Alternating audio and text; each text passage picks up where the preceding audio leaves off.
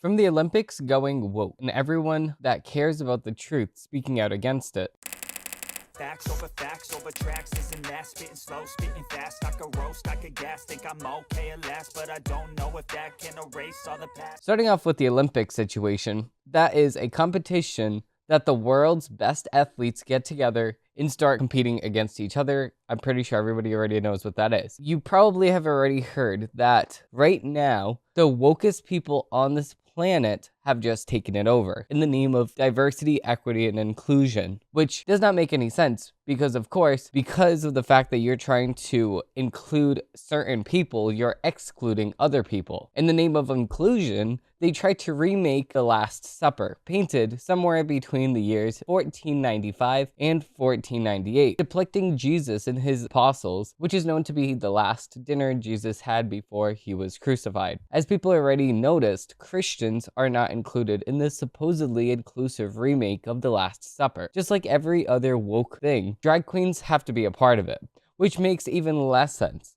If you want to have a gathering of drag queens, fine, but why gather them in the same exact way as The Last Supper and try to call it something new and inclusive, which it actually is not? Make something new. It's not that hard, for the normal person at least. But this is the exact problem that woke people face. They are not creative and they do not know how to create things. They have to leech off of other people's success instead of creating success for themselves. As we saw time and time again through Disney, we saw the remake supposedly of Snow White, but it should instead be called Sand Gray, a term coined by Michael Knowles, which is an actual factual thing because of the fact of open your eyes, with tall people instead of dorphs, which is a completely different story. Instead of creating something new, the creators have to, like I said, steal from what has been, like Kamala Harris likes to say, we have to be unburdened by what has been, right? We have to never mind the past. And we have to actually continue in the future. We can be unburdened by what has been. So this means to take Rapunzel, remake her with short gray hair, and take Arrieal and make her above water with no castle. In short, wokeness makes everything bad and pleases no one. With that being said, we're going to be digging into the headlines of the week.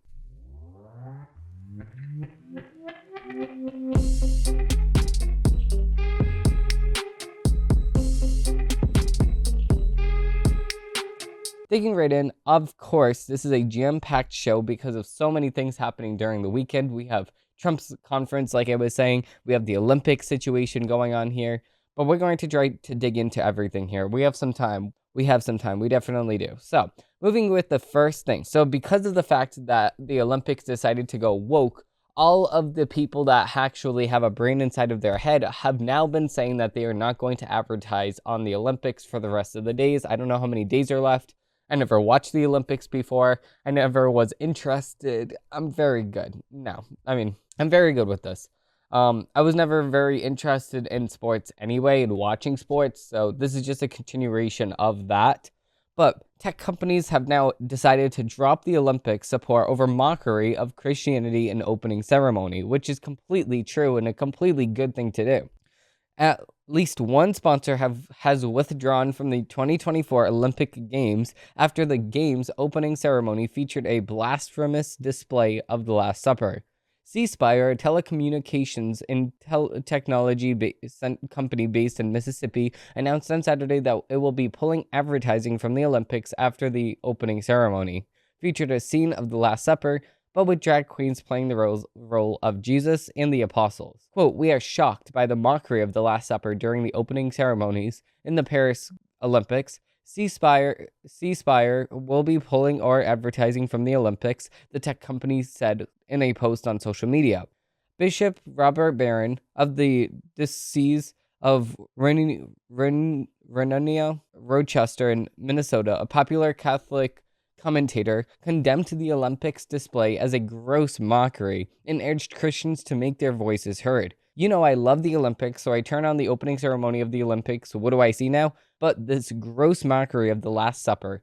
Barron said in a video posted on social media, France felt eventually as it's trying to put its best cultural foot forward. The right thing to do is to mock the very central moment of the Christianity where Jesus had its supper, gives his body and blood anticipation of the cross. And so it's presented, though, through as this sort of gross, flippant mockery. Quote, I think, folks, what's interesting here is deeply secularist. Postmodern society knows who the enemy is. They're naming it.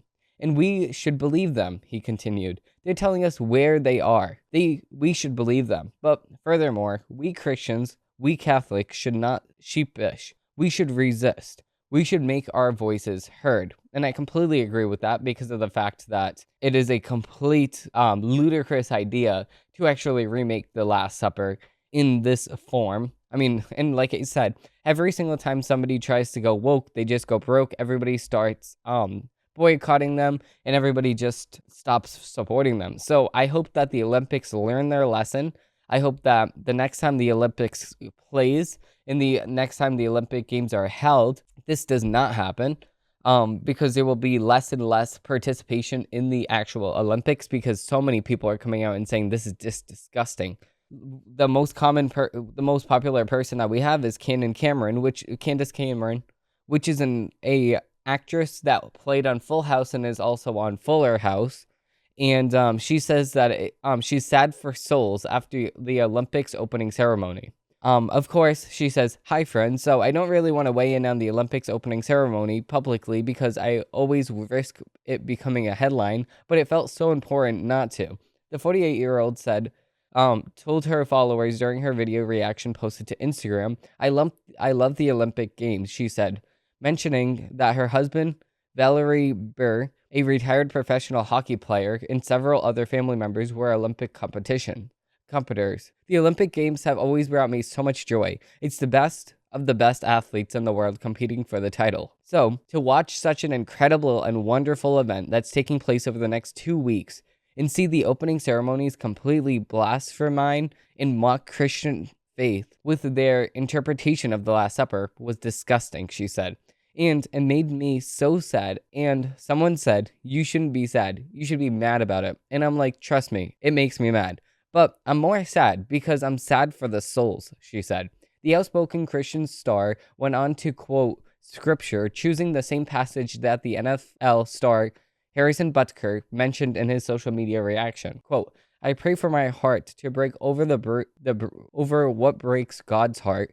And I just think about all the people that have rejected the gospel of Jesus Christ or don't know the gospel of Jesus Christ. And in the Bible, in Galatians 6:7-8, it says, quote, God is not mocked. For whatever a person sows, he will also reap. Because the one who sows to his flesh will reap destruction from the flesh. But the one who sows to the Spirit will reap eternal life from the Spirit. So what do we do with this? Burr continued in her video reaction. I want to continue believers with what Paul is saying here. He continues and he says, let us not get tired of doing good, for we will reap the proper time if we do not give up. Therefore, we will have opportunity. Let us work for all of us, good for all, especially for those who belong in the household of faith. So I completely agree with this. This is the exact way to go. Instead of saying, I hate you and you're disgusting and blah, blah, blah, blah, instead of saying all of those things, we instead can say, listen, you have a very saddened soul. You need help. You need to find Jesus. That's exactly what we should tell these people because of the fact that obviously there is a secularist view of things in the world. And of course, when people don't see the exact truth and see why this is bad, instead of sending hate their way and saying you're stupid or you need to understand and forcing them to try to understand, what a lot of people must do instead is to just guide them down the path of actual good and guide them down a path that could be flourishing for themselves and guide them down a path that could be something that could open their eyes in the future so they can actually take advantage of this, which is Jesus and God, and take advantage of this and have a better life for themselves instead of sending their hate their way and doing stuff like that. Just boycott, stuff like that. But show them who you really are. Show them the facts and show them the real meaning of this. And this is exactly the way that I would have gone. Showing them the Bible, showing them exactly why this is bad. in factual manners instead of just taking a hit on these people, which of course they're degenerate people. But of course, we need to understand at the same time, these people don't have the same thought process of us, and they don't look at reality in the lens of truth versus fiction. They look at reality based on what I feel in the particular moment. That's how these particular people look at things. And it's a sad reality that they actually do look at things this way, because that's not the proper way of looking at things. Looking at things in the way of truth versus fiction is a obviously better way of looking at things than the opposite way, which is actually, well, there may be truth, but all that matters is how I feel in this particular moment. That's not how you're supposed to look at facts. That's not how you're supposed to form opinions. It's not whatever makes you feel better is the truth. No, it's the truth of the situation, and the truth in the reality of what actually happened and what is actually true. And it is very true that replacing the apostles and Jesus with drag queens is a very bad thing, no matter what you feel. If you feel like it's a good thing, if you feel like it's a bad thing, there's truth in this. And the truth is that it's a bad thing to do so, and it is not a good thing to do so. It's very simple to understand here. And it's sad that the people that created this and the people that put this together do not understand this mere easy, very, very easy fact here. So with that being said, we have another Daily Wire article. We have a very bad attack on Israel happened because of Hezbollah. Now, of course, Hezbollah is controlled by Iran, or is a little tentacle of Iran. Hezbollah and Hamas share the same exact father, which is Iran, which by father I mean funding. Iran gets the funding and then gives it to their little proxy tentacles across the region to create harm. So then Iran doesn't get bombed. It's the proxies that get bombed. So Iran just stays scot-free in the Middle East. And then Iran likes to stay nonpartisan, quote unquote, and third party, quote unquote. So then America is still allied with Iran, because at the same exact time as Iran causing harm through their proxies in the Middle East, they are actually a ally, or one of our allies, or I would say less than an ally, just a acquaintance, I should say, in the Middle East, because they do provide us some things, just like Saudi Arabia. Saudi Arabia is responsible for the 9/11 attacks, but then at the same exact time they would go around and have a two-faced relationship with America, because they provide us with the gas that we need here in America, and they provide us with assurance in the Middle East. So it's a very, very tricky situation. That's exactly why the Middle East is something that Joe Biden does not understand, and Kamala Harris could never understand, because of the fact that Kamala Harris has been unburdened by what has been. And what has been was some sort of brains and IQ while she was in high school, and now she has lost all of that, and now she is completely unburdened by what has been, and she has no actual education or thought process whatsoever, and she completely had her brain fall out of her head. She was so woke and opened her mind so much that her brain fell out of it. That's exactly what happened here. But moving with the story here, Hezbollah terrorists murder numerous children in Israel in the deadliest attack since October 7th. Now, of course, starting just with this article here, we can see that with the children aspect of this. Now, a lot of people have been saying that Israel is targeting and attacking children in Gaza, but that is simply not true, because of the fact that we can see every single time a situation happens in Gaza, we can see the video from the IDF, and we can actually see exactly why this would happen and exactly why this would take place in the very first place. Israel comes out and takes full responsibility and says that this won't happen again, and it doesn't happen again.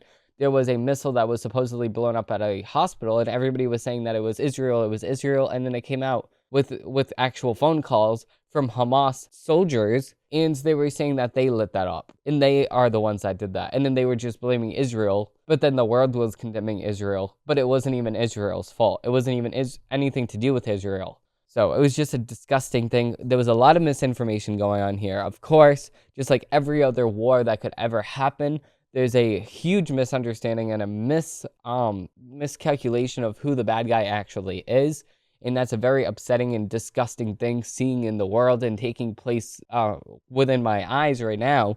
I can just look on social media and see the division that this is causing. And this is just stupid. I mean, even some people within my own family disagree with the fact that Israel should get some aid, just enough to actually support themselves because they don't like Bibi Netanyahu whatsoever. But the thing is, it doesn't matter if you like him or not. They are facing an existential war for their homeland. It doesn't matter if you like Kamala Harris or Joe Biden. If we're in war, I agree with us defending ourselves against the person that has caused war on our country, because we are a country at the same exact time. And I'm an American, and other people are Israeli, and Jewish, and of course they care about the homeland. And just with other Christian people, it's the holiest land in the Middle East and the holiest land ever, because that's exactly where biblical things took place here. And of course, that's one of the holiest lands that we have in this world. But at the same exact time here, people don't understand that. And of course, they just want it to be overthrown because they don't think that it should have the right to exist, which is disgusting. So, at least 12 people, mostly children, were murdered in a terroristic attack on Saturday afternoon in Israel after Hezbollah, an Iranian-backed terrorist group based in Lebanon, launched dozens of rockets at a soccer field. Which is just disgusting, because it's not just that they're targeting buildings and then coincidentally, inside of those buildings, there was a terrorist person hiding and children hiding amongst the terrorists. It wasn't any situation like that. There was children playing, and of course, they targeted the children. So people on the mainstream can just sit here and say, oh, well, Israel did it first. That's exactly what people are going to say, and it's a disgusting thing to even say that, because it's not like Israel is doing remotely the same thing, because Israel would be condemned from the ground up, in the up down. They would be condemned. Every single center of their government would be condemned if Israel was to do this very same thing. The attack was the deadliest in Israel that Israel has experienced since Hamas, and Israel is, I can't talk today, an Islamic terrorist group based in Gaza that is backed by Iran, launched an unprecedented attack on October 7th in which thousands of terrorists stormed into Israel and killed 1,200, wounded more than 5,000, took hundreds of people hostage, and unleashed a brutal campaign of rape and torture of women and children, which is just disgusting.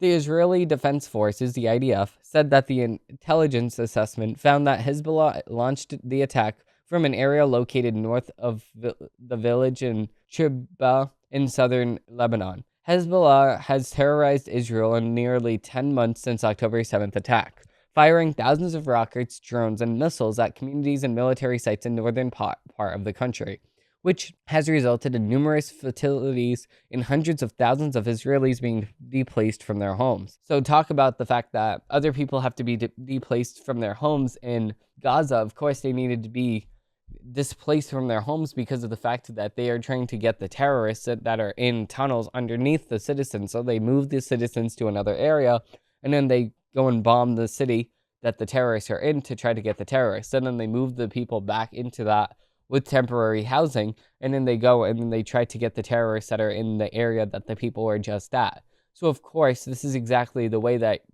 you save the most amount of lives. Like, they could just go in there and bomb the whole entire state of Gaza. They could go and do that, but instead they're going from city to city, city from city. They're going on in this area, they're going in this area, they're going in this area. And of course, that's the best way to actually do it, to save the amount of lives. During World War II, when we bombed the whole entire country, after we were bombed, of course, we bombed all of Hawaii, and then we bombed all of Japan. So Pearl Harbor is a very big thing here that, of course, people forget. And of course, as soon as we were attacked on 9/11, we went and bombed 2 separate countries in retaliation against that, but nobody said that was bad. And of course, people are saying that that's bad now, but that's besides the point. If you were in that time frame in 2001 on September 11, you would realize that there is a terroristic thing taking place here, and we are targeted in America, and we need to do something to fight this terrorist. But of course, at the same exact time, if we knew now what was back then, then we could have more information going on, obviously, and we could actually make the proper call, and that was to actually see who is actually responsible for this, and it ended up being Saudi Arabia. And of course, Saudi Arabia is one of our quasi-allies in the Middle East, like I was just saying, so of course, we're going to be more restraint on attacking them, particularly because of the fact that we want to still keep our allyship with Iran, with Saudi Arabia in the Middle East. But the thing is, at the same exact time, we cannot allow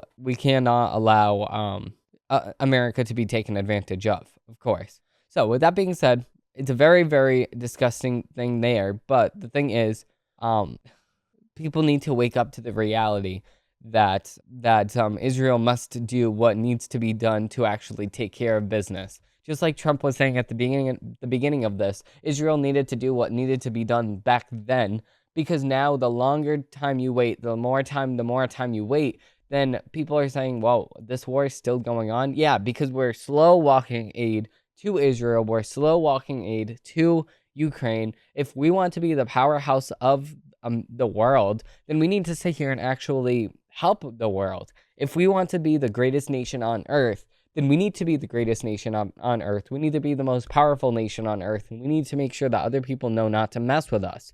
That's exactly why when we go and we help other countries, the other countries get so much better equipment, but the thing is they get our old equipment and we get new equipment. So that's exactly how that works.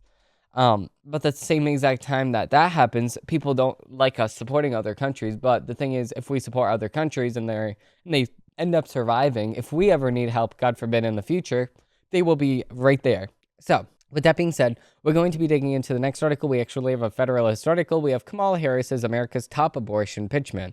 So, Senator Elizabeth Warren bragged on CNN last week that Kamala Harris's biggest accomplishment as vice president was being the first sitting vice president to visit an abortion facility, an act that minimalized the real struggles of expecting mothers and positioned her as a saleswoman for harm and heartbreak. While there is a number of reasons to oppose Harris's presidency, Americans should be especially concerned about her vocal push for a limitless abortion up until birth, which is just disgusting. Harris's radical record on abortion is enough to frighten even the most pro-abortion voters, let alone vulnerable mothers who face unexpected and or wanted pregnancies. Unlike Biden, Harris is afraid to aggressively articulate her party's agenda for unfettered access to abortion. She also has repeatedly refused to name any limits on abortion she will be willing to support. She intentionally evaded questions about her stance on reasonable pro-life positions during an interview last year with Margaret Brennan on CBS Face the Nation. Instead, Harris is focusing on 50 states to provide access to even painfully late-term abortions at every single month of the pregnancy. A position so extreme that it marks a complete departure from the sentiment of the majority of Americans who support reasonable abortion protections after 3 months gestation. Harris's long-standing position on abortion also puts her lack of concern for women's often conflicted and wide-ranging emotions about abortion on full display. Mothers who receive abortions frequently say that the procedure is inconsistent with their values and preferences. And far too many mothers, 97% who visit abortion centers in times of distress, is offered the one-size-fits-all answer. Abortion is the only path forward, leading many to experience deep feelings of regret for years to come, a fact to which Harris repeatedly turns a blind eye. Long before her days as vice president, Harris went so far as to target pro-life Americans in their efforts to secure safety and holistic care for women and their children in her role as Attorney General in California. As AG, she stood idly by when Planned Parenthood was found to have harvesting and sold aborted baby parts in 2015, which is just disgusting. She then launched a politically driven prosecution of citizen journalists like David Dellison at the Center for Medical Progress instead of investigating Planned Parenthood's cruel and dehumanizing activity. Shortly thereafter, as a senator of California, she solidified her far-reaching abortion position through equally far-reaching legislative actions, making her one of the most anti-life politicians in the nation. Harris voted against a bill protecting an unborn from abortion after 20 weeks gestation, long after the point of which science shows children in the womb are capable of feeling pain, which is just utterly disgusting, despicable, and of course, if somebody was to actually show her what this baby looks like at 20 weeks, she does not even care whatsoever. So, of course, she does not care about the side effects of this. She does not care about what actually happens to the baby. She does not care about what the baby feels. She just does not care about human life whatsoever, which is the most dehumanizing thing that you can ever view and feel as a human. Not having any sympathy for other humans is a narcissistic trait, and she was a complete, and still is, a complete narcissist. Disgusting and despicable. More than once, she voted against legislation that would have prevented babies who survive abortion attempts with the same medical care as any other child. Perhaps the worst of all, she co-sponsored Democrats' deceptive Women's Health Protection Act, drafted with the intention of forcing abortion on demand in all 50 states, and endangering healthy babies with the potential to grow into cherished sons and daughters. Today, Harris continues to mislead American women and their families into thinking that she has their best interests in mind. She would continue to do so with a false abortion narrative as commander-in-chief. Americans know better than to lend an ear to disingenuous politicians who think they know better than the very citizens who experience the consequences of dangerous abortive procedures and talking points, a fact with which Harris will have no contend leading up to the election day, which is just disgusting. This is just the cherry on top for Kamala Harris, because of course her whole entire political career has just been a nothing burger. She has accomplished absolutely nothing but far left goals, and she is more far left than Bernie Sanders. So if Bernie Sanders did not win, I just don't understand how Kamala Harris can win, because if she was voted the most left-wing politician in the Senate when she was a senator, even more left-wing than Bernie Sanders. And people are calling her center. She's not center. She's far left. Farther left than Trump, because Trump is more of a moderate. He's a Democrat 20 years prior. The Democrats have just gone so far off the deep end that the line used to be left, right, center. Now, the left is all the way on the other side, and then the center left people are still at the same exact situation as what they once were 20 years prior. But those people are now considered right-wing people, because the whole entire thing went in opposite directions. So it's just crazy here. With that being said, I mean, I have no words for the take that Kamala Harris has. But the thing is here, Kamala Harris is a complete failure, and we must remember this in November. If you care about human life, if you care about having illegal immigrants not come in here and killing us, the American people, then you need to vote red. Washington, Georgia, other states are up for election in November. Of course, every single state is up for election in November. But there's some states that are swing states that we are so close to winning in this that it could be a hair's length away. It could be decided by only a few hundred or a few thousand votes. Every single vote matters. You must go in November to vote, okay?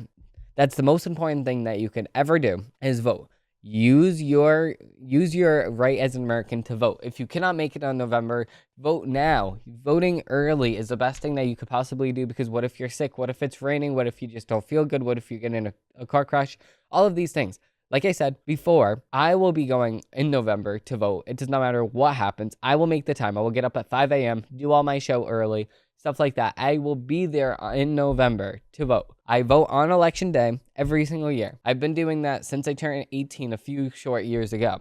So I did not get to vote in a general election in 2020. If I would be able to, then I would have obviously voted for Trump. But 2024 is my first general election. I voted in 2 elections prior to this. I voted in the primary for Trump, and now this is now the 3rd year that I could possibly be voting, and I'm very excited for this. So come November, it's a very exciting year, because now we get to decide if Kamala Harris, which is a destructive figure and an evil, despicable figure, gets to win and stay in the presidency, or or as vice president, and I should say staying in the White House, or we get Trump, which is actually going to fix the economy and cares about Americans and puts America first. So with that being said, it's very, very important. With that being said, thank you all for watching. Thank you all for listening, and I hope they have a great rest of your day. If you did like this episode and you do want to see more, I do post new episodes of my show every single Monday, Wednesday, and Friday. Thank you all for watching. Thank you all for enjoying, and I hope they have a great rest of your day.